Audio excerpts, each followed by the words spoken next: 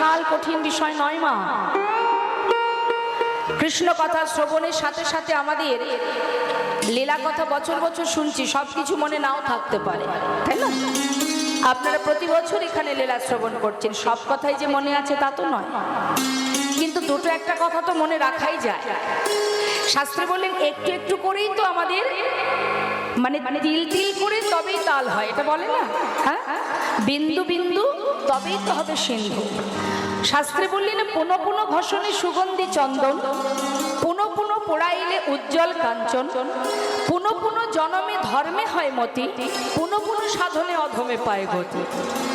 অর্থাৎ এক জনমে না হয়, একটু একটু করেও যদি হয়, জনম জনম। আমরা তো আর একবার আসিনি পৃথিবীতে, এসেছি কি 84 লক্ষ জনই ভ্রমণ করছি আমরা, 84 লক্ষ জনই ভ্রমণ করছি।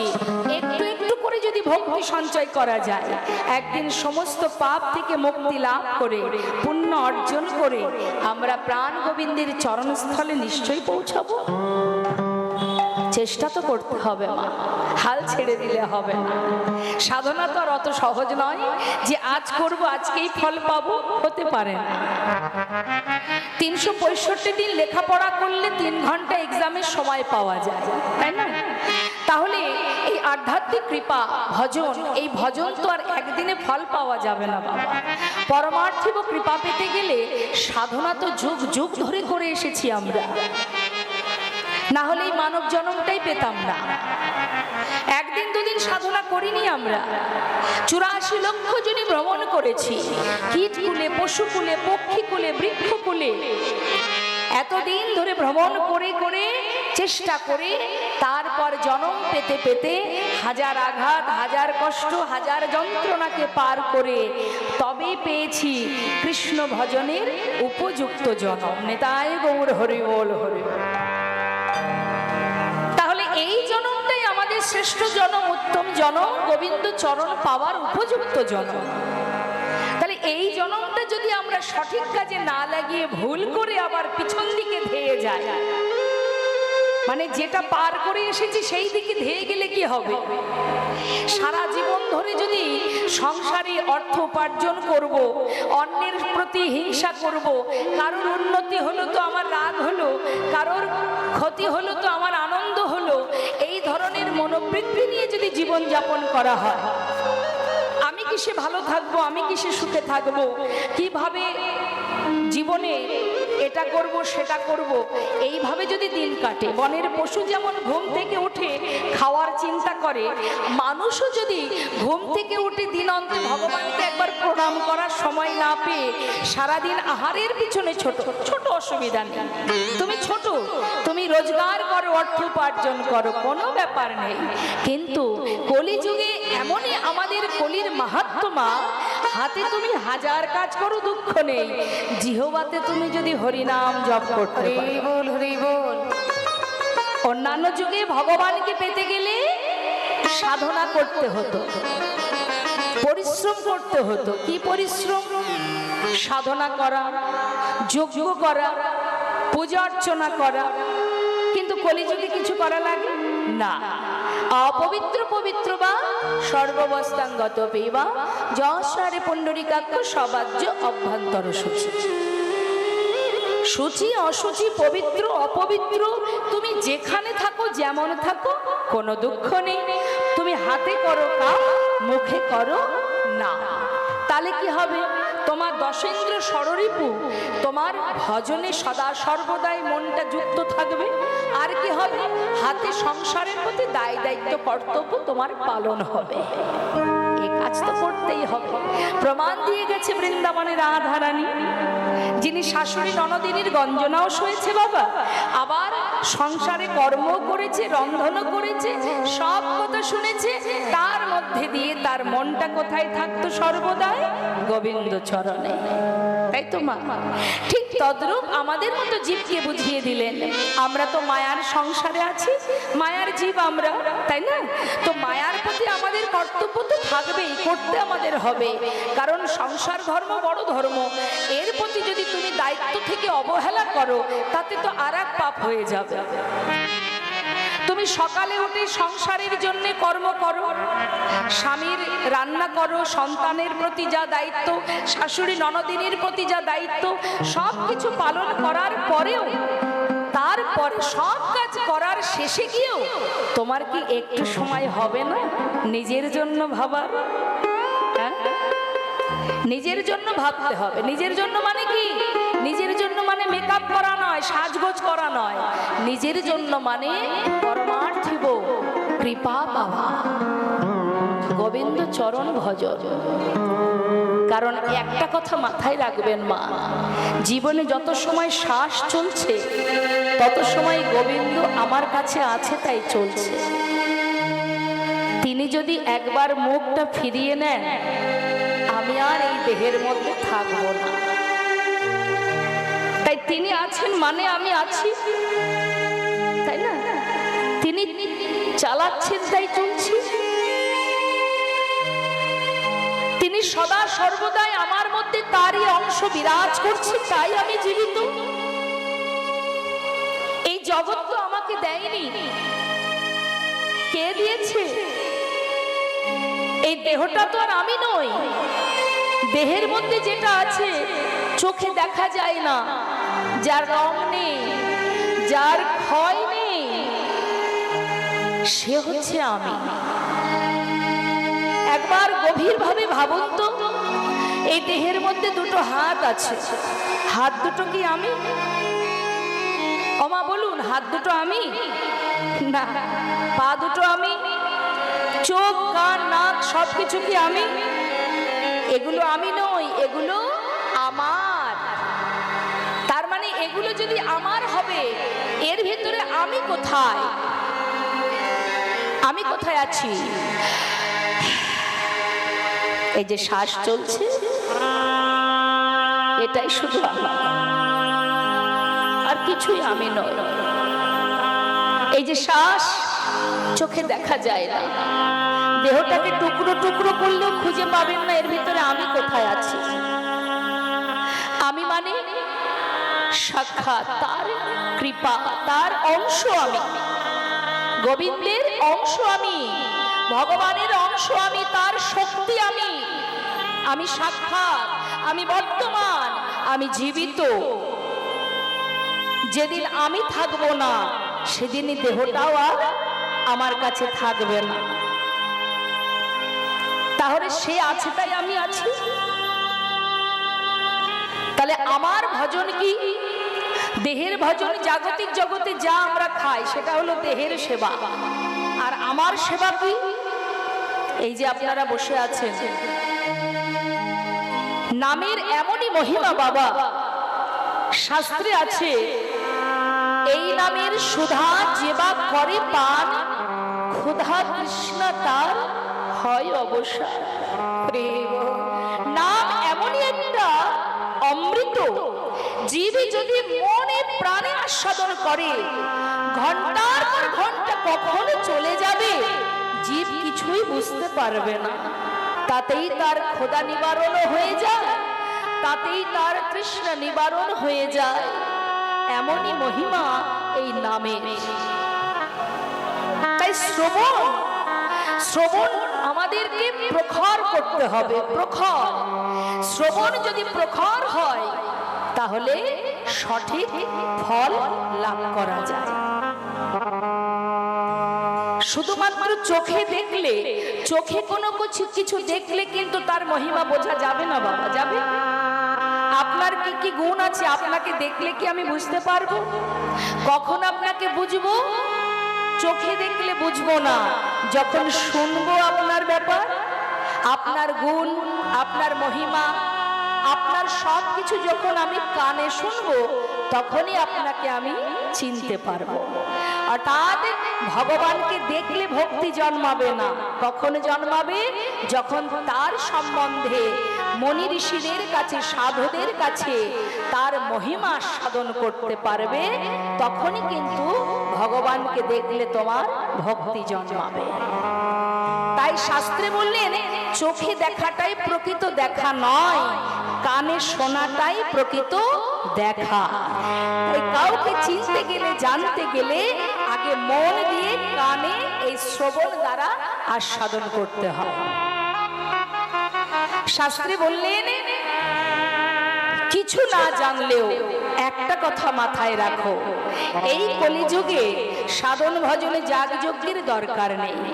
যদি কোনো জীব বিদ্যা বুদ্ধি নেই, দরকার নেই, পাণ্ডিত্য দরকার নেই, বেদ বিদ্যা কিছু নাহি জানত, সে যদি গৌরঙ্গ করে সার, ঠাকুর নয়নানন্দেতে ভনে, সেই তো সকলেই জানে সর্বসিদ্ধি করতলে তার। কি বললে মা?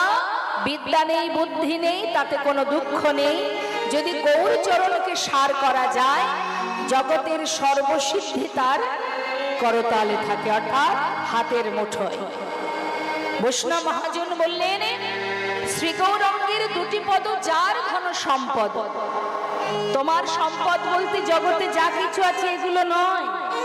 তোমার সম্পদ আমার সম্পদ, প্রকৃত যদি আমার সম্পদ থেকে থাকে একমাত্র ভগবানের রাঙা চরণ যুগল। এই হচ্ছে আমাদের সঠিক জায়গা, সঠিক ঠিকানা, সেটাই আমার স্থান, ওটা আমার সম্পদ। শ্রী গৌরাঙ্গের দুটি পদ যার ঘন সম্পদ, সে জানে ভগবতী রস। কয়েকটা মাত্র কাজ মা আমাদের। কি কি কাজ? ভগবানের চরণকে নিজের সম্পদ মনে করো, বদনে কৃষ্ণ নাম হরি নাম করো, আর কি? মাত্র দুফোঁটা চোখের জল গোবিন্দ চরণে সঁপে দাও। কাঁদো, কাঁদো সংসারের জন্য নয়, নিজের জন্য কাঁদো। আর কি বললেন? হরিনাম শ্রবণ করো, হরিনাম বদনে উচ্চারণ করো। এই তো কয়েকটা কাজ, খুব একটা খাটনির কাজ নেই। আছে নিজেকে সঁপে দাও। সবার আগে প্রথম কাজ নিজেকে সঁপে দেওয়া তার চরণ, এটা আগে করতে হবে। নিজেকে সঁপে দেওয়া মানে তার প্রতি আমাদের নির্ভরশীল হতে হবে। ভরসা যদি করতে হয় তাকে করতে হবে। রক্ষা যদি কেউ করে তবে সেই করতে পারবে, আর কেউ নয়। জগতে আপনার বিপদ থেকে রক্ষা করার মালিক সেজনই, আর কেউ পারবে না। তিনি যদি রাখেন কারোর সাধ্য নেই তোমাকে মারার, তিনি যদি মারেন কারোর সাধ্য নেই তোমাকে বাঁচানো। তাই বললেন সবার আগে কাজ নিজেকে তার চরণে সঁপে দেওয়া। দ্বিতীয় কাজ তার প্রতি ভরসা নির্ভরশীল হওয়া। তিন কাজ নাম বদনে গাওয়া। কর্ম করো, হাতে মুখে হরি নাম করো, জিহ্বায় হরি নাম করো। আন কথা পরনিন্দা পরচর্চা না করে হরি নাম জপ করো, তাতে পরমার্থিক লাভ হবে। আর কাজ কি? শ্রবণ করা। আন কথা কু কথা নয়, কৃষ্ণ কথা, হরি কথা, ভাগবত কথা, লীলা কথা, গোবিন্দের গুণাবলী, তার মহিমা সাধন করা। এগুলো আমাদের মাত্র কয়েকটা কাজ করেছি। বললেন তাহলে হরিনাম শুনলে কি উপকার আর হরিনাম গাইলে কি উপকার? শুনবো আমরা একটা একটা করে। হরিনাম শুনলে কি উপকার, শুনলে কি হয়? বাবা, নববিধ ভক্তির মধ্যে প্রথম কথাটাই আছে শ্রবণ, অর্থাৎ মা শ্রবণম মঙ্গলম। আগেই বলেছি এত কিছু ভক্তি, নববিধ ভক্তির মধ্যে প্রথম কথাটা হচ্ছে শ্রবণম। তার মানে বুঝতে পারছেন সে সবার উপরে আছে। শ্রবণটা সঠিক করতে হবে, শুনতে হবে, ভালো করে শুনতে হবে, মন দিয়ে শুনতে হবে। তা এই যে শ্রবণ, শ্রবণ করলে কি হয়, শুনলে কি হয়? বললে শোনারও একটা ক্রিয়া আছে। কেউ যদি কিছু শোনে তারও একটা ক্রিয়া কাজ করে আমাদের ইন্দ্রিয়ে, আর শোনারও একটা কাজ আছে। যেমন বলি বাবা, একটা আমাদের সামাজিক একটা দৃষ্টান্ত দিচ্ছি। আমার মায়েরা তো তেঁতুল খেতে পছন্দ করেন না। তা মা বাবা, যদি কোনো ব্যক্তি দেখবেন কারোর সামনে তেঁতুল কথাটা বারবার বলে, অপর ব্যক্তি জিভে জল চলে আসে, কি মা আসে না? আচ্ছা, আপনি তো খাননি, শুধু শুনেছেন। তাহলে সে বলল, আপনি শুনলেন, শোনা মাত্রই আপনার ইন্দ্রিয় শ্রীধাম নবদ্বীপ চন্দ্র গৌর সুন্দর তিনি এক সময় সন্ন্যাসী হয়ে চলে যান। যারা সবাই মিলে অবজেকশন করলে তাহলে কীর্তন বন্ধ হয়ে যাবে বাবা। আমাদের দিকে তাকান, আমার দিকে, আমার দিকে বাবা, আমার দিকে, ও বাবা আমার দিকে। সূর্যন্তর একটাই বাজছে, এটা যদি বন্ধ করে দেন তাহলে কিভাবে হবে? গানের সময় একটু হবে, এটাকে মানিয়ে নিতে হবে, শুনতে শুনতে অভ্যাস হয়ে যাবে। বসুন, শুনতে পাবেন, সব শুনতে পাবেন। আস্তে আস্তে আস্তে আস্তে না, আমি বুঝতে পারছি আউটপুট মানে বাইরের সাইডটা একটু বেশি আছে, কিন্তু ইনপুটে মানে আমাদের এই সাইডটা কমই আছে। মাইকম্যান দাদাকে বলবো আউটপুটটা একটু ঠিক করুন। আস্তে আস্তে আমার আস্তে কথা বললে সব শেষ হয়ে যাবে। শুনুন, নদিয়ার চাঁদ আমার গৌর সুন্দর সন্ন্যাসী হয়ে যখন চলে যান, তখন পথের মাঝখান থেকে নিত্যানন্দ প্রভু নিমাইকে ধরে নিয়ে এসেছিলেন শান্তিপুরে অদ্বৈত গৃহে। তাকে এনেছিলেন গৌরহরিকে। কার কাছে এনেছিলেন? তার মা সচিমার কাছে। সচিমায়ের কোলে যখন নিমাই এলো, মা সচিমা দেখছে নিমাই সন্ন্যাসী হয়ে গেছে। তাই মায়ের মনটা খুব খারাপ, ছেলে সন্ন্যাসী হয়ে চলে যাচ্ছে। মায়ের মনটা কেঁদে উঠেছে। গৌরহরি বললেন, মা তুমি যদি কাঁদো, তোমার যদি ভালো না লাগে, আমি তোমার সাথে আবার নবদ্বীপে চলে যাব। মা বললেন, বাবা যে ছেলে একবার সন্ন্যাসী হয়ে যায় তার কি আর ঘরে মন বসে? তাই তুমি যখন সন্ন্যাসী হয়েছো, তোমাকে আর ধরে রাখতে পারবো না। তবে তোমার কাছে শুধু আমার একটা আশা, সন্তানহারা যন্ত্রণা থেকে একটু যদি মুক্তি দিতে চাও, অন্তত আমার কাছে কাছে থাকো, একটু কাছে থাকো, তবু তো সন্তানহারা শোকটা আমি পাবো না। বললেন, মা সন্ন্যাসী যেহেতু আমি হয়ে গেছি, আমি তো আর তোমার কাছে থাকতে পারবো না মা, আমি তো সন্ন্যাসী। তা মা বললেন, তাহলে এক কাজ করো, যদি থাকতেই চাও বৃন্দাবনে নয়, তুমি নীলাচলে বাস করো। নীলাচল মা পুরীধাম। বলে পুরীতে চলে যাও, সেখানে তুমি থাকো। নদেবাসী যখন ওই নীলাচলে যাতায়াত করবে, তারা ফিরে এলে আমি তো তাদের কাছ থেকে তোমার ব্যাপারে একটু হলেও জানতে পারবো, তুমি কেমন আছো, কোথায় আছো, কি করছো। তাই হবে মা, তোমার বাক্য শিরোধার্য। মায়ের আদেশ মাথায় করে নিয়ে গৌরহরি সন্ন্যাসী হয়ে তিনি যাত্রা করেছিলেন নীলাচলের পথে। অগণিত ভক্তবৃন্দ বলছে, প্রভু তুমি যদি যাও তোমার সঙ্গে আমরাও যাব। সঙ্গে করে নবদ্বীপে যারা পার্ষদ ছিল মা, সর্বদাই গৌরহরির সঙ্গে যারা থাকতেন, আজ তারাও সবাই মিলে গৌরহরির সাথে ওই নীলাচলে চলে গেলেন। প্রভু আমার জগন্নাথ মন্দিরে গিয়ে প্রভাত কালে প্রতিদিন সকালবেলা ভোর হতে না হতে ওই জগন্নাথ মন্দিরের সামনে দাঁড়িয়ে তিনি জগন্নাথ দর্শন করতেন, আর ভক্তগণকে নিয়ে ওই জগন্নাথ মন্দিরের সামনে কৃষ্ণ নাম গাইতেন। আহা, তা প্রতিদিনের নেই আজও ভক্তগণকে নিয়ে প্রভু আমার কৃষ্ণ নাম করছে জগন্নাথ মন্দিরের সামনে। যারা পুরীধামে গিয়েছেন মা, মহাপ্রভু যে গরুর স্তম্ভটা জড়িয়ে ধরতেন আজও আছে। ওই গরুর স্তম্ভটা জড়িয়ে ধরলে সোজা জগন্নাথ দর্শন করা যায়, ওই সোজা জগন্নাথকেই দেখা যায়। আর ওটাকেই জড়িয়ে ধরে প্রভু আমার জগন্নাথ দর্শন করতেন। মানে বাইরে এক জগন্নাথ, ভিতরে আছেন আর এক জগন্নাথ। নিজে নিজেকে দেখছে, একবার ভাবতে হবে মা, এখানে কি অপূর্ব লীলা তার। নিজেই ভক্ত, নিজেই ভগবান।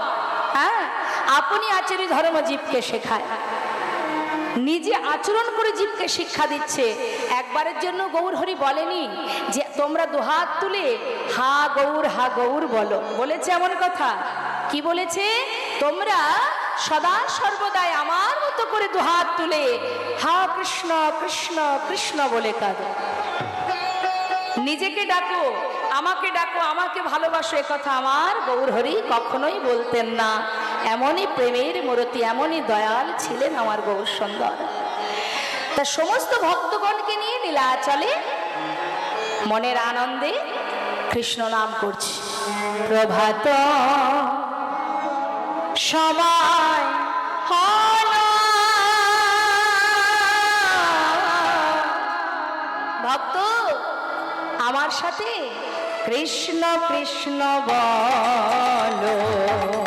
প্রভাত সময় হলো, কৃষ্ণ কৃষ্ণ বলো।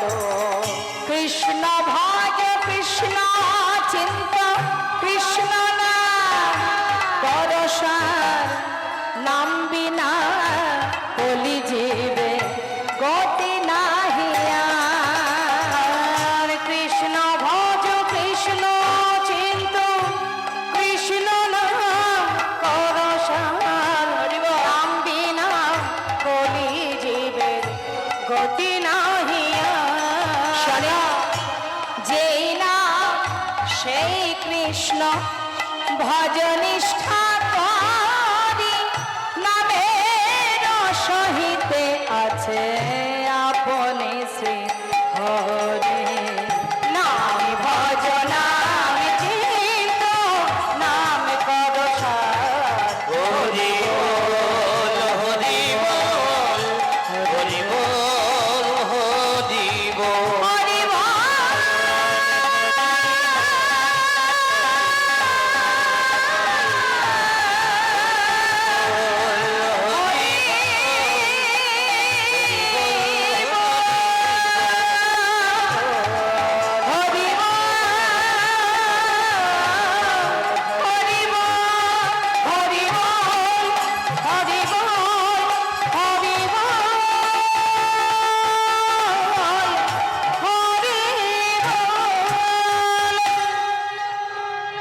নাম ছাড়া গতি নাই, গতি নাই, গতি নাই। হে জগৎবাসী, বদনে হরি নাম কৃষ্ণ নাম করো। ভক্তগণকে নিয়ে প্রভু নাম গাইতে গাইতে নীলাচলে হঠাৎ তিনি দেখলেন দূরে এক ভক্ত দাঁড়িয়ে দাঁড়িয়ে কাঁদছে। যিনি অন্তর্যামী তার কি কিছু জানতে বাকি থাকে মা? তিনি সবার মধ্যে থাকলে কি হবে, মনটা যে কখন সেই ভক্ত নিয়ে নিয়েছে, তার চোখের জল তাকে কিনে নিয়েছে। ভগবানকে বাঁধতে গেলে একটাই জিনিস পাওয়া, একটা জিনিস দিয়ে বাঁধা যায় মা, সেটা হলো শুদ্ধ ভক্তি দ্বারা। কারোর যদি অনেক অর্থ থাকে, টাকা পয়সা যদি প্রচুর থাকে, বাবা টাকা পয়সা দিয়ে ভগবানকে পাওয়া যায়? মানে তার মনকে জয় করা যায়? অর্থ দিয়ে তার মন জয় করা যায় না, কারণ তিনি তো বিশ্ব ব্রহ্মাণ্ডের মালিক। তাকে আপনি জয় করবেন অর্থ দিয়ে কি করে? যদি পাণ্ডিত্য থাকে, মনে করুন অনেক জ্ঞান আছে, শিক্ষা আছে, পাণ্ডিত্য দিয়ে ভগবানকে জয় করা যায় না। যে পাণ্ডিত্য ছিল কৃষ্ণের প্রিয় সখা উদ্ধব, গুরু বৃহস্পতির কাছ থেকে পাণ্ডিত্য অর্জন করেছিলেন, সেই উদ্ধবকে উচিত শিক্ষা দিয়েছিলেন প্রাণ গোবিন্দ। হ্যাঁ, তাই পাণ্ডিত্য দিয়ে ভগবানকে পাওয়া যায় না মা, তার মনকে জয় করা যায় না। তাকে তখনই জয় করা যায়, রূপ দিয়ে জয় করা যায়। অনেকে দেখবেন রূপ দেখলে মন কেড়ে নেয়, বলে না আহ কি সুন্দর রূপ রে বাবা, দেখলে যেন মনটা কেড়ে নিল। কিন্তু সেই রূপ দিয়ে ভগবানের মন কি কাড়া যাবে? তাহলে গুণ দিয়ে হবে না, পাণ্ডিত্য দিয়ে হবে না, রূপ দিয়ে হবে না। তবে তাকে একটা জিনিস দিয়েই বশ করা যায়, যদি কারোর মধ্যে শুদ্ধ ভক্তি থাকে, প্রেম, শুদ্ধ প্রেম, ব্যাস আর কিচ্ছু লাগবে না। এই শুদ্ধ প্রেম যদি কারোর মধ্যে থাকে, ভক্তি ভরে, আপনি যা দেবেন, আপনি বাতাসা দিচ্ছেন কি দিচ্ছেন বড় কথা নয়, কতটা দিচ্ছেন সেটাও বড় কথা নয়, আপনি কোন মনে তাকে সেবা দিচ্ছেন সেটাই বড় কথা। বাবা, এই কথা বলতে গিয়ে মনে পড়ে গেল, একজন ব্যক্তি বাবা ওই রাস্তায় যেতে যেতে ঠাকুর ঘরে গিয়ে প্রণাম করে। মানে দেখবেন রাস্তার ধারে ধারে বড় বড় মন্দির থাকে না, তা মন্দিরে প্রণাম করে যেই না বাইরে আসে, ভিখারিরা দেখবেন ওই মন্দিরের বাইরে দাঁড়িয়ে থাকে। কেন? অনেক ভক্ত আসে, তারা যখন মন্দিরে প্রণাম করে বেরোবে, তাদের কাছ থেকে 1 টাকা 2 টাকা 2 পয়সা নেওয়ার জন্য। তা এখন সেই ব্যক্তি প্রায় দিন ওই মন্দিরে প্রণাম করতে যায়, আর ফেরার নামার পরে ওই ভিখারি একটা ছোট্ট বাচ্চা ছেলে একটা বাটি হাতে দাঁড়িয়ে থাকে, সে প্রতিদিন বাবু আমাকে একটু ভিক্ষা দিন, প্রতিদিন ওই কি করে তাকে ভিক্ষা দেয়, 2-1 টাকা ভিক্ষা দেয়। কিন্তু মা, সেই ব্যক্তির কাছে অনেক টাকা আছে মানি ব্যাগে, এখন বড় নোটগুলো তো উপরে থাকে, সেগুলোকে সরিয়ে অনেক কষ্ট করে সব শেষে থাকে কয়েন, ছোট ছোট 1 টাকা 2 টাকা 5 টাকার কয়েন। এখন সেই কয়েনটা নিতে গেলে তার একটু দেরি হয়ে যায়, ওই বড় নোটগুলো সরিয়ে নিচে থেকে ছোট কয়েনটা বার করে ওই বাচ্চাকে দিতে অনেক দেরি হয়ে যায়। তা এইভাবে নিত্য করতে করতে হঠাৎ একদিন ভাবছি এক কাজ করব। এবার যদি কোনোদিন মন্দিরে প্রণাম করতে যাই, কিছু খুচরো পয়সা আলাদা পকেটে রেখে দেব, আর বড় টাকার নোটগুলো এক পকেটে রাখবো, সেটাই ভালো হবে। এখন মা ওই 1 টাকা 2 টাকা দেবে বলে কিছু খুচরো কয়েন এক পকেটে রেখেছে। আর এদিকে মন্দিরে প্রণাম করে যেই না বেরিয়েছে, সেই বাচ্চাটি সে আজও আবার ভিক্ষা চেয়েছে, বাবু কিছু ভিক্ষা দিন। আজ কিন্তু বাবা তার আর পয়সা দিতে দেরি হয়নি, তাড়াতাড়ি করে পকেট থেকে 2 টাকার কয়েন একটা বের করে ওই বাচ্চার বাটিটাই ওই ভিখারিকে দিয়েছে। তখন সেই শিশুটি বলে উঠলেন, বাবু আপনি কত টাকা দিলেন আমাকে, কি দিলেন না দিলেন এটা বড় কথা নয়, আপনি কোন মনোবৃত্তি নিয়ে, কোন মনোভাব নিয়ে আমাকে দিলেন, ভগবান সেটাই দেখেন। তাই হরি বল। আপনি কি দিলেন ভগবান এটা দেখবে না, আপনি কোন মনে দিলেন সেটাই ভগবান দেখবে। আজ এই ভক্তবৃন্দের কাছে আমার নিবেদন, এই কথাটা বলার পিছনে আরো একটা আমি বিষয় আপনাদের জানাই। মন্দিরের ভক্তবৃন্দ আপনাদের কাছে ভিক্ষার ঝুলি নিয়ে যাবে, আপনারা মনে প্রাণে শুদ্ধ মনে, কৃপণতাও নয়, বেশি থাকলে অবশ্যই মন থেকে দেবেন বেশি, আর না থাকলে সামর্থ্য অনুযায়ী যেমন পারবেন দেবেন। দেওয়ার পিছনে যেন কোনো লোভ লালসা কামনা বাসনা না থাকে, শুধুমাত্র ভগবানের সেবার জন্য দান করবেন। মন্দিরের ভক্তগণ আপনাদের কাছে ভিক্ষার ঝুলি নিয়ে যাচ্ছে, আপনাদের যেমন ক্ষমতা। তবে আগেই বলেছি মা, মালিক সেজন, আপনি সাধারণ একটা জীব মাত্র, সে দিয়েছে তাই আপনি পেয়েছেন, অর্থাৎ তার সেবায় যেন মন থেকে দেবেন, কোনো রকম কোনো কৃপণতা করবেন না। যার যেমন ক্ষমতা প্রাণ ভরে গোবিন্দ সেবার জন্য দান করবেন। হ্যাঁ যা। তবে কথা নয়, লীলার দিকে ধ্যান রাখুন, কানটা রাখুন। এবার কি হচ্ছে মা,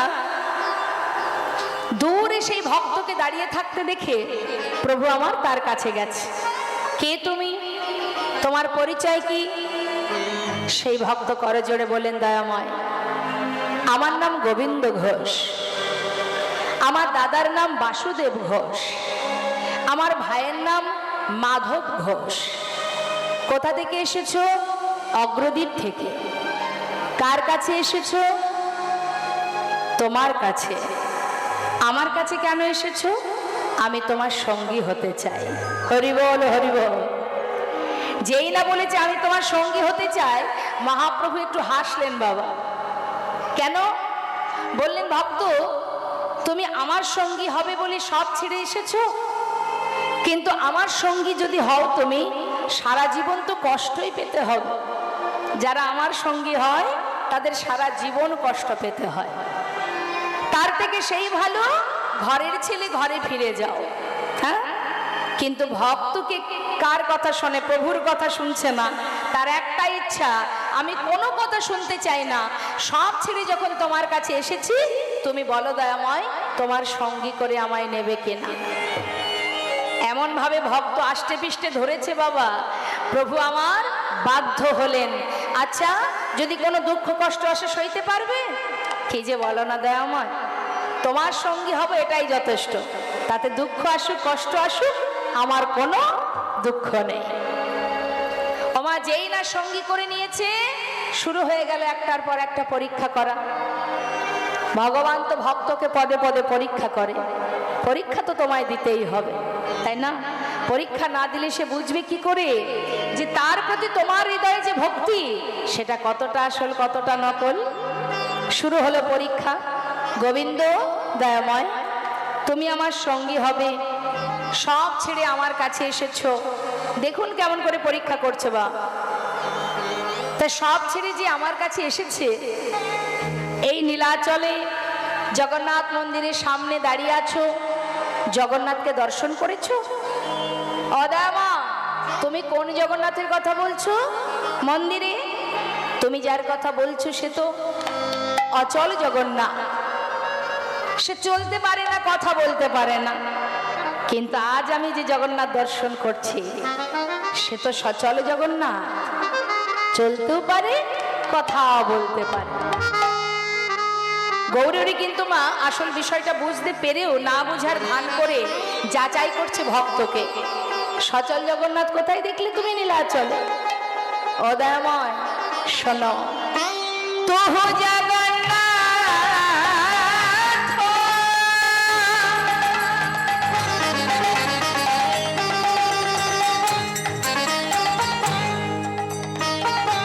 ও গো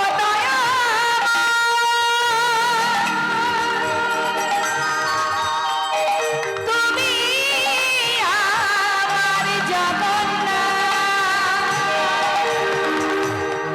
তুমি আমার মাধব। এ কি পাবই, তুমি করুণাময়ী। হরি বল। তুমি আমার জগন্নাথ, তুমি প্রভু। তোহো জগন্নাথ জগতে কাহায় আসে, তোহো জগন্নাথ জগতে কাহায় আসে, জগ বহে নাহে মোর ছায় মাধব। ওহো তুমি লটে করো তো হে মাধব। কি বললেন মা? তুহু জগন্নাথ, তুমি আমার মাধব, তুমি আমার সব। আহা, যেমন ভগবান তার তেমন ভক্ত, তুমি ছাড়া আমার আর কেহ নাই। অদয়াময় তুমি মাতা, তুমি পিতা, তুমি ভাই, তুমি বন্ধু, তুমি আমার জগন্নাথ, তুমি আমার মাধব, তুমি আমার গৌর হরি। তাই গৌর হরি ও। প্রভু দেখছি না ভক্ত তো আমাকে আজ ছাড়বে না, বেশ আজ থেকে তোমাকে সঙ্গী করে নিলাম, চলো গোবিন্দ কিছুদিনের জন্য একটু তীর্থে যাব। হ্যাঁ তাই হবে। কোথায় যাবে প্রভু? আমার মনে বাসনা, আমি বৃন্দাবনে যাব। আমার নীলাচল থেকে ভক্তগণকে নিয়ে যাত্রা করেছে বাবা। তার নীলাচল থেকে বৃন্দাবনের পথে যেতে গেলে নবদ্বীপ হয়ে যেতে হবে। হ্যাঁ, এখন নদিয়া কাটোয়া হয়ে প্রভু আমার যাবেন ভক্তগণকে নিয়ে। যেতে যেতে সবাইকে বলছে ভক্ত বদনে কৃষ্ণ নাম করো, সবাই কৃষ্ণ নাম করো। ভক্তগণ বললেন ও প্রভু কৃষ্ণ নাম আমরা গাইব না, আমরা কৃষ্ণ নাম গাইব না, যদি গাইতে হয় তুমি গাও। তা গৌর হরি বললেন তাহলে তোমরা কি গাইবে? মায়েরা বলুন তীর্থে যেতে গেলে কি করেন আপনারা? ভগবানের নাম গাইতে গাইতে জানতো নাকি? হ্যাঁ, যাক, আবার বাড়ির গল্প করেন না তো, কখনো যেন করবেন না। তা যাচ্ছে মা, গৌর হরি যাচ্ছে কৃষ্ণ বলতে বলতে, আর ভক্তরা বলছে কি আমাদের ভগবানকে, কলির ভগবানকে গৌর হরি। ভক্তরা বলছে তুমি করো কৃষ্ণ নাম, আমরা করব গৌর নাম। ত্যাগ করতে শুরু করে দিল।